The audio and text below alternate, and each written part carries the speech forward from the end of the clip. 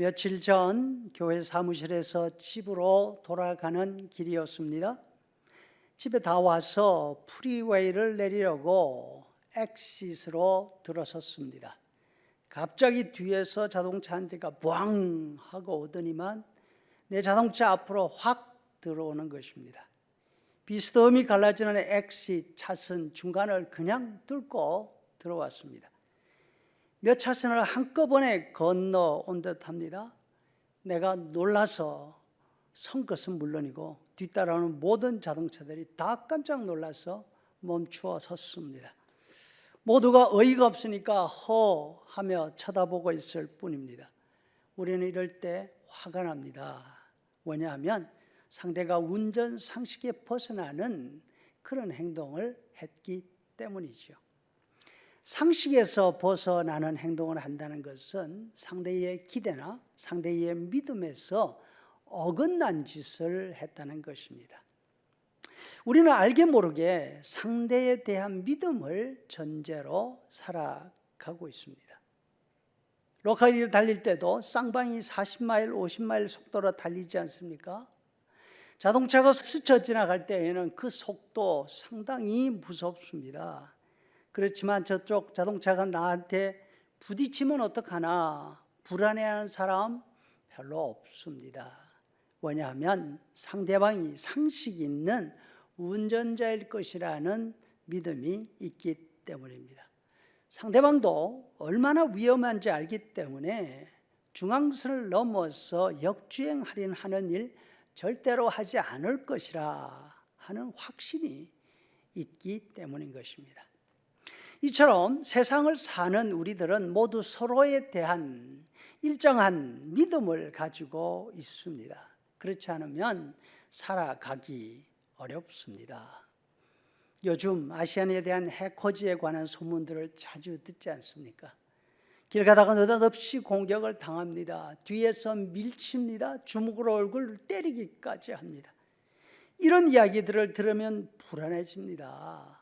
인도로 걸어가다가 반대편에서 사람이 오면 괜히 차도로 내려서서 걸으려고 합니다. 혹시 상대가 좋지 않은 사람이라도 거리를 띄워두면 안전하지 않을까 생각해서 그렇습니다. 여성이나 노인들은 얼마나 더 조심스럽겠나 하는 생각이 듭니다. 서로에 대한 믿음이 약해지거나 없어지면 어떤 현상이 일어나는지 우리는 이런 일들을 통해서 알게 되는 것입니다.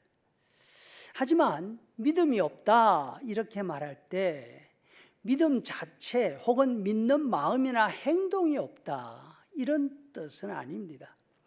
세상 사람 가운데 아무것도 믿지 않고 불신 가운데 사는 사람 없습니다. 문제는 믿는다고 하는데 혹은 믿는데 무엇을 믿느냐, 그 믿음의 대상이 누구인가가 문제인 것이죠. 만약에 믿지 않아야 될 사람을 믿는다면 그 사람은 현명하지 못한 사람입니다. 사실이 아닌 것을 사실로 받아들이고 믿으려고 한다면 그것은 착각이거나 속고 있는 것입니다. 요즘 사실이 아닌 것을 사실인 것처럼 말하고 있는 사람들이 참 많습니다. 잘못된 정보로 인해서 얼마나 많은 혼란이 일어나고 있는지 우리 모두가 경험하고 있습니다. 믿을 때는 믿는 대상을 잘 가려서 믿어야 합니다. 예수님이 과부와 재판장 이야기를 하신 후 인자가 올 때에 세상에서 믿음을 보겠느냐. 다시 말해서 예수님이 다시 이 세상에 오셨을 때 예수님께서 찾는 믿음을 발견할 수 있겠느냐. 어렵겠다 하시는 말씀이죠. 이 말씀은 세상이 점점 악해져서 서로 믿지 못하는 불신의 세상이 올 것이다. 그래서 험한 세상이 될 것이다. 이런 뜻이 아닙니다.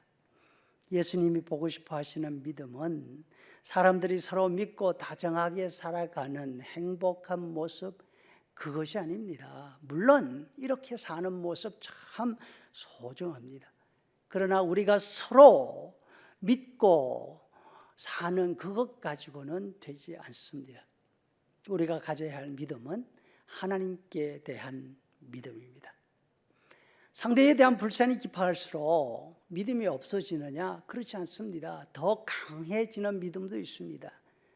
그것은 상대에 대해서는 믿지 못하더라도 자신을 믿는 믿음이 점점 더 강해지는 것이죠. 세상 사람들은 세대에 관해서 실망하면 할수록 자기 자신을 더 신뢰합니다. 자기 속으로 점점 더 빠져들어갑니다. 자신만 믿게 되지요. 하지만 하나님을 알고 하나님을 믿는 우리들은 우리 자신도 믿지 않습니다. 하나님만 믿고 의지하며 살아가는 사람들인 줄로 믿습니다.